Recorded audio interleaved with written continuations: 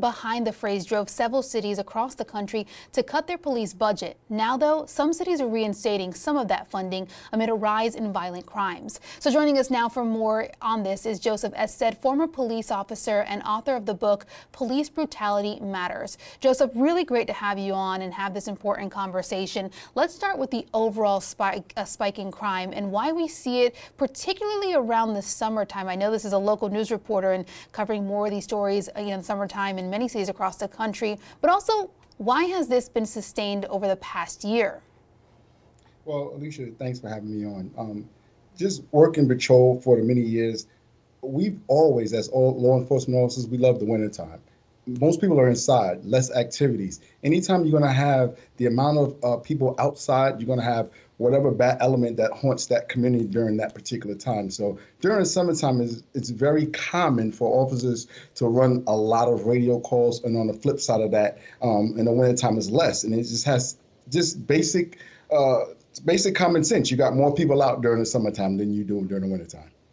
All right, so we hear this narrative that the crime increase and decrease is related to the decrease in police funding, and it's a clean cause and effect relationship.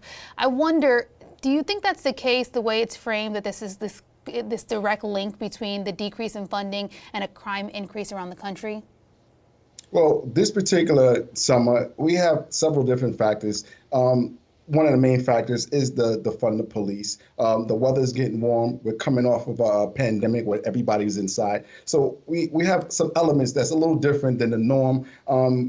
Departments it's so hard right now for departments to retain officers. Officers are leaving at a higher rate, retirements, and the recruitment is very, very low. So when we start talking about the fund of police, you're going to have this mindset of it's not a popular job to pursue at this moment. So yes, it does play a factor, and I'm glad to see that there is departments now that's starting to think twice about actually pulling money away, because we all know that if we want officers to have more training to deal with mental illness, then we're going to need to invest more money, more equipment, lethal equipment. I mean, there's a whole lot of factors that defunding the police is not the answer to correct police brutality.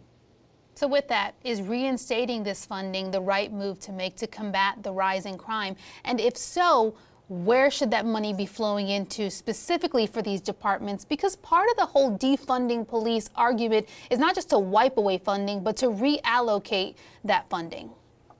Right, I totally agree. And the reallocation should have been the actual slogan instead of defund the police. It should be reallocated. We want to take a lot of this money that we use on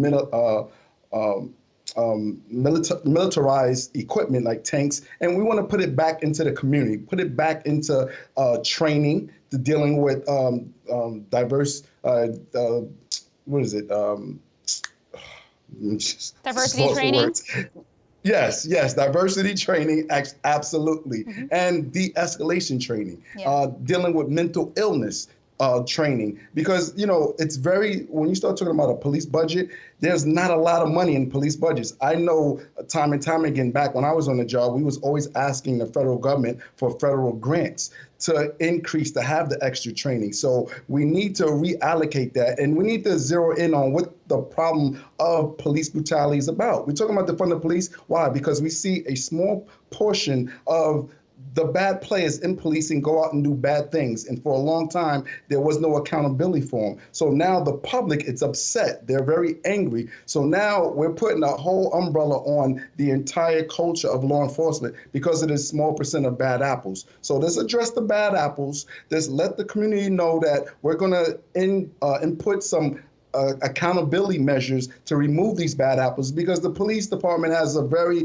bad history of policing itself. So we need to change that narrative and start gaining the trust of the community, and then we'll change that dynamics when it comes down to defund the police. The public wants us, they just want us doing it the right way. I couldn't agree with you more there. I want to take you back to your days, or put you in the mind frame of your days as a police officer, and thinking about if you were an officer over this past year, I wonder, do you think that individual officers, their morale has shifted down with the defunding of the police, with budgets being pulled? And is it possible that officers pulled back on some of their duties? Yes, that is absolutely, you're 100% right. I do the show on IG, Police Brutality Matters, where I invite public and officers. And I just did one yesterday, and the officer was telling me, he's an active officer. He said, I love what you're doing. You're bringing us, the police and the community together. And I like to explain myself to the public. I like to let them know, like, we have a lot of guys out here that's doing the right thing. Don't blame me for the bad apples, because what that does is that takes away the guys who's doing the job correctly. That demotivates them. That just puts them in a, I'm only going to respond when I'm called to. I'm not going to walk around. I'm not going to try to bridge the gap. I'm not going to do the job that the community pays me to do. They pay me to go out and serve a community. But when you got the entire community, and then the narrative is that the whole agency is a bunch of filled with a bunch of Derek Chauvins, then it just takes all the drive in a good officer who wants to go out and serve a community, takes it away. They feel very unappreciative, and what happens is the response time to handle 911 calls is growing even wider. You know, I had an officer just yesterday told me it was 7 minutes, it's way over 15 minutes because we're losing officers. We're losing them in big numbers. So it's taking me a longer time to get there, and then when I get there, people are upset. And they're upset because it's taking me too long to get there. So this whole notion of defund the police, you're not appreciative, we don't need you, abolish the police, we really need to change that mindset. You know, I have to ask, because this is the question that in this argument, you know, that I've had with multiple people that keeps going in my head over and over. Is there a way to reconcile the movement that is happening that, you know, I agree the title is probably not the best, you know, title for this movement, but that is essentially asking for a pullback on funding to reallocate funds that are tied to accountability and have a robust, you know, response to and to the rise in crime and keep officer morale up? Is there a way to reconcile the two sides? Yes, it's absolutely a way. You gotta, for us as law enforcement officers, we have to gain the trust of the community first and foremost. So when people ask me all the time, what does it take to actually build that trust back and allow us to come in and fight crime like we need to take that first step in acknowledging we had a problem.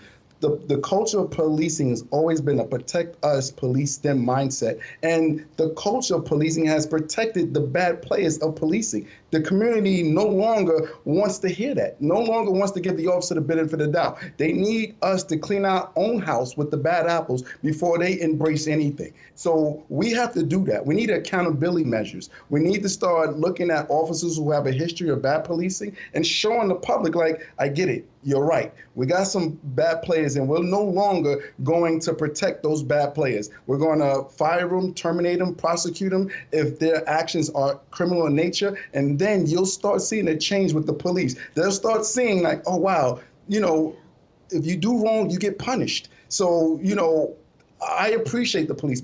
I hear people all the time, I don't want to abolish the police. But I want the right guy to come in time and time again. For history shows us that when these bad apples police bad, they're protected. You're talking about suspension with pay. No taxpayer wants to hear that. They want to say, okay, we all have some problems, so let's deal with those problems. And once law enforcement sends that message out, like, okay, we need accountability measures. The days of taking care of the bad apples no longer exist.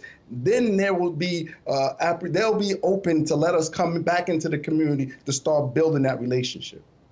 Really appreciate your frank insight and perspective, because I think that's insight that a lot of people want to hear from the law enforcement side of things, even from a former police officer. Joseph Ested, former police officer and author of the book Police Brutality Matters. Thank you so much. How many good cops you ever see stop a bad cop from being a bad cop? I've done it many a times. I've done it. You know what I got? You know what I received? Yo, whose side you on? I'd be like, yo, I'm on the right side. The dude's in cuffs. What you hitting for? What is the problem?